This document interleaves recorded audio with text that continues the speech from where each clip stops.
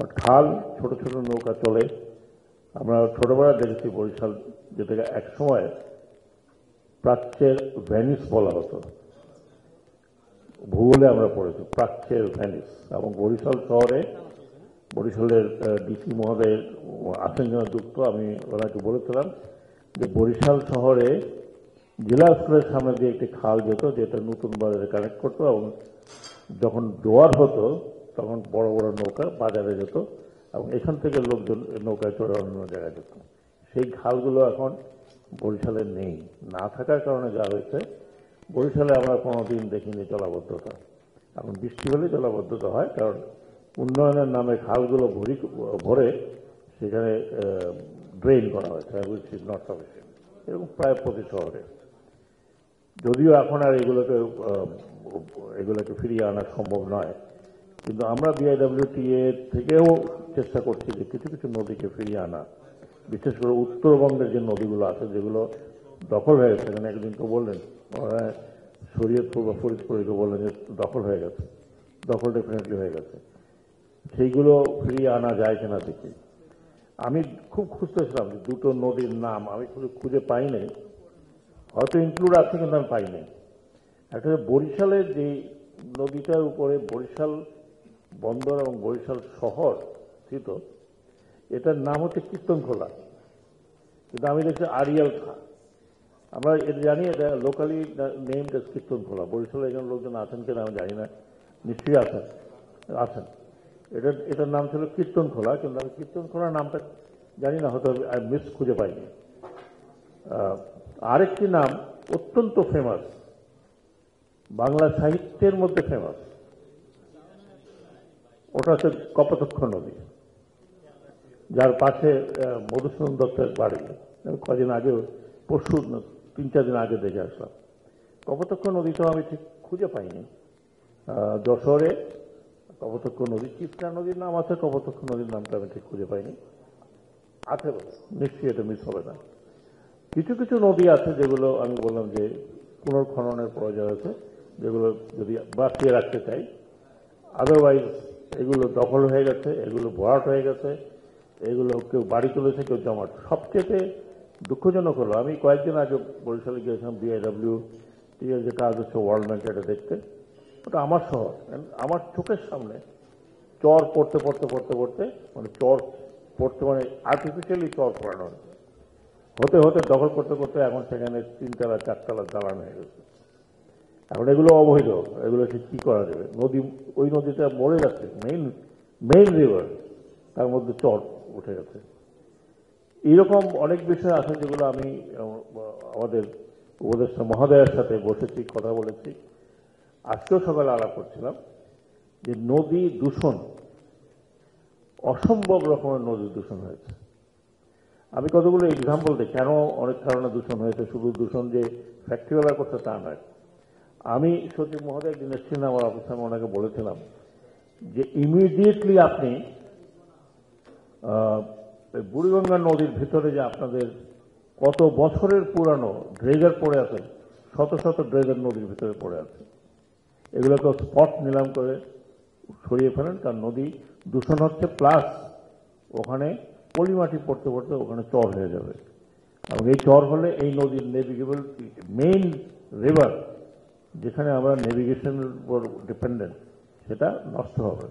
তবে আশা করি সচিব মহোদয় নোট করেছেন, হয়তো ব্যুরোক্রেটিক কারণে সময় লাগবে, কিন্তু আমিও একটু ধৈর্য কম আমার, আমি ব্যুরোক্রেটিকটা কাট করে কোনো রকম এগুলো বের করা যায় নাকি আপনি দেখেন।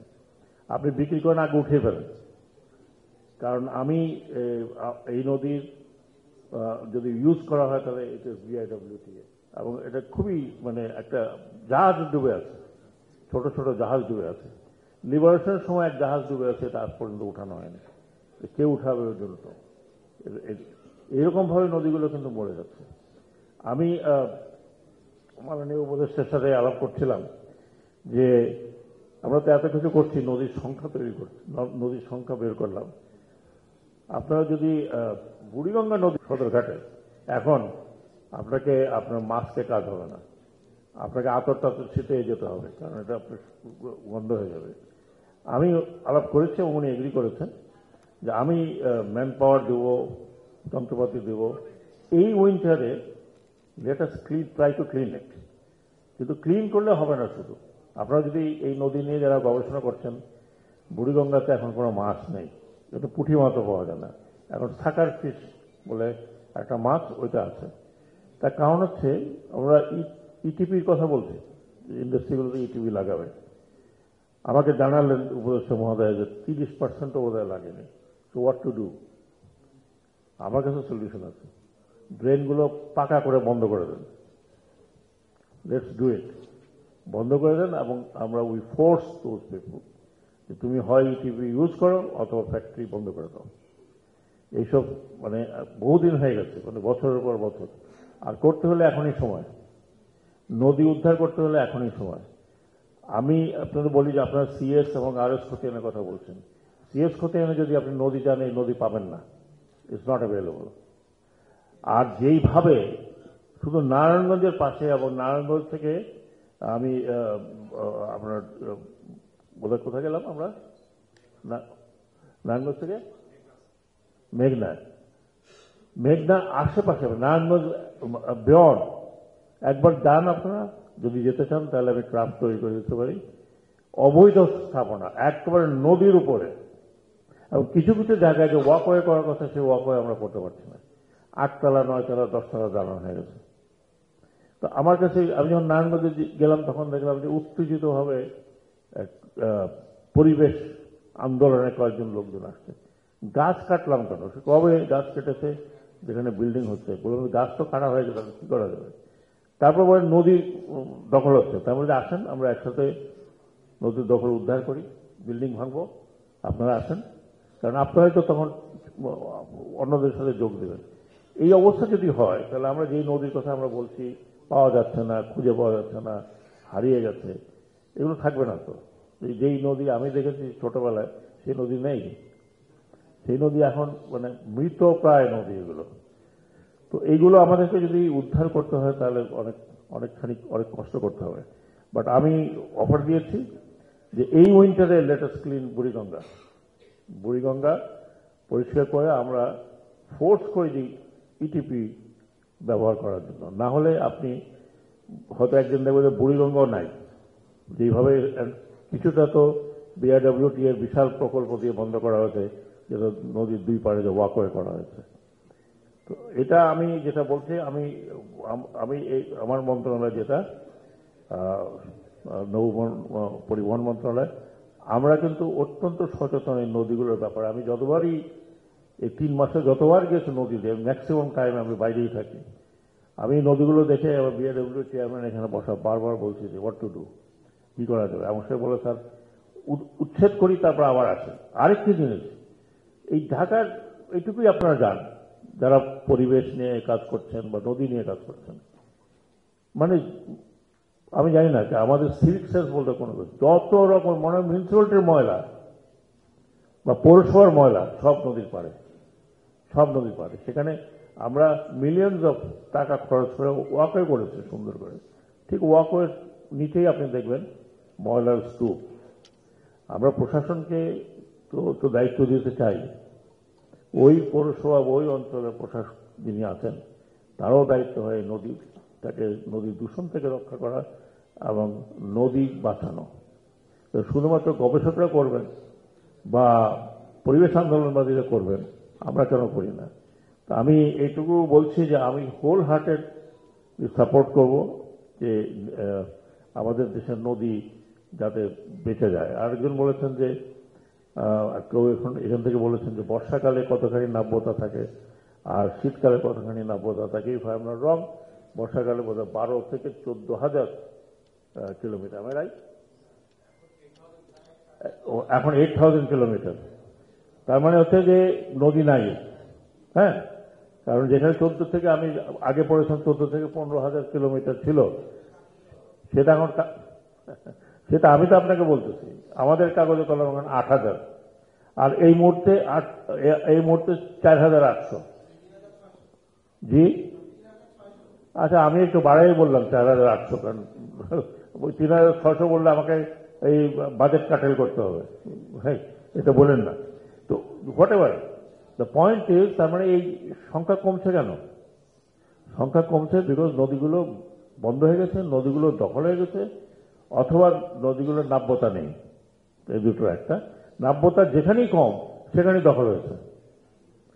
আরেকটি বড় সমস্যা হচ্ছে, যেটা আমি নিজের চোখে নিজে না দেখলে বিশ্বাস করতাম না, এটা হচ্ছে বালু উত্তোলন। অহরহ বালু মহল দিয়ে রেখেছেন ডিস্ট্রিক্ট অ্যাডমিনিস্ট্রেশনের তরফ থেকে। বালির উত্তোলনের জন্য 2 জনকে দেন, ওখানে 20 জন এসে উত্তোলন করে। And that is with the সার্কার ড্রেজার। তো আমি একটাতে যেতে যেতে দেখলাম যে এক জায়গায় বালি উত্তোলন করছে, জায়গাটার নাম কি Arif, you remember? Well, it is between Chandpur আর নারায়ণগঞ্জের মাঝামাঝি। না না, অন্য একটা কি জন্য, হ্যাঁ, নিয়ার গজারিয়া। তো আমি ভাবলাম যে দেখি একটু, অনেক বোধহয় আমার মনে হয় 30 থেকে 40টি বা তারও বেশি ক্রাফট ছিল, সবাই বালি উঠাচ্ছে। তো আমি ভাবলাম যে দেখি, যখন বেরোচ্ছে দেখি একটু ওনারা একটু বৈধ না অবৈধ। তো আমি যখন, আমরা পুরো পুলিশ আমাদের সাথে নেই, একটু গেলাম, কিছু দূর গেলেই বোধহয় বই দেখতে, এটা ফ্ল্যাগওয়ালা বুঝতে পারছে যে সামবডি আস্তে আস্তে আস্তে আস্তে আস্তে আস্তে ডিসঅ্যাপিয়ার্ড, সব পালাই গেল। আমরা পার্সু করি নাই। পরে খোঁজ নিয়ে ডিসি মহোদয় আসলেন মুন্সিগঞ্জের, উনি এসে ওনার কাগজ টাগজ দেখালেন। আমি তখন ওনাকে কিছু বলিনি, উনি পারমিশন দিয়েছেন, কিন্তু কোথাও লেখা নাই কয়টা মানে আপনার ড্রেজারকে পারমিশন দিয়েছেন। ওখানে আর না হলেও 30টি ড্রেজার ছিল, ডে অ্যান্ড নাইট উঠাচ্ছে, রাত্রেবেলা নাকি আরো আছে। তো এই যদি হয় তাহলে আমাদের এই যে নদীগুলো আছে, এই নদীগুলোর অবস্থা খুবই খারাপ হয়ে যাবে। বিকজ একদিক দিয়ে গর্ত হবে, আরেক দিক দিয়ে আপনার এটা নাব্যতা কমে যাবে। তো আমি আশা করব যে আমরা শুধু সংখ্যার উদ্যোগে নয়, শুধু সংখ্যা নয়, I am ready to cooperate with any মন্ত্রণালয়, শুধু সংখ্যা নয়, নদীকে যদি বাঁচাতে হয় আর নাব্যতা বাড়াতে হয়, তাহলে এই নদীকে প্রথমত দূষণ, তারপর অকুপেশন থেকে এটাকে আপনার রক্ষা করতে হবে। আর আমি এখন আলাপ করছিলাম সচিব মহোদয়ের সাথে, this is the time, either you do it now or will never do it. কারণ আমরা অতীতেও দেখেছি, যখনই অন্য ধরনের সরকার আসবে তখন স্বার্থের প্রশ্ন আসবে, তখন নদী যাও আছে তার অর্ধেক দেখবেন যে কমে গিয়ে ওখানে বিল্ডিং উঠছে। আমি আশা করি যে উদ্যোগ আমরা নিয়েছি, সেই উদ্যোগে শুধু নদীর সংখ্যায় আমরা থাকবো না, নদীর সংখ্যা নির্ধারণ করার পরে এই নদীর অবস্থা কি সেটা দেখে সেই ধরনের অ্যাকশন আমাদেরকে নিতে হবে। যে একটু ভদ্রলোক বললেন যে পদ্মা সেতু করতে গিয়ে সব খাল বিল সমস্ত বন্ধ হয়ে গেছে, এখন জলাবদ্ধতা হচ্ছে।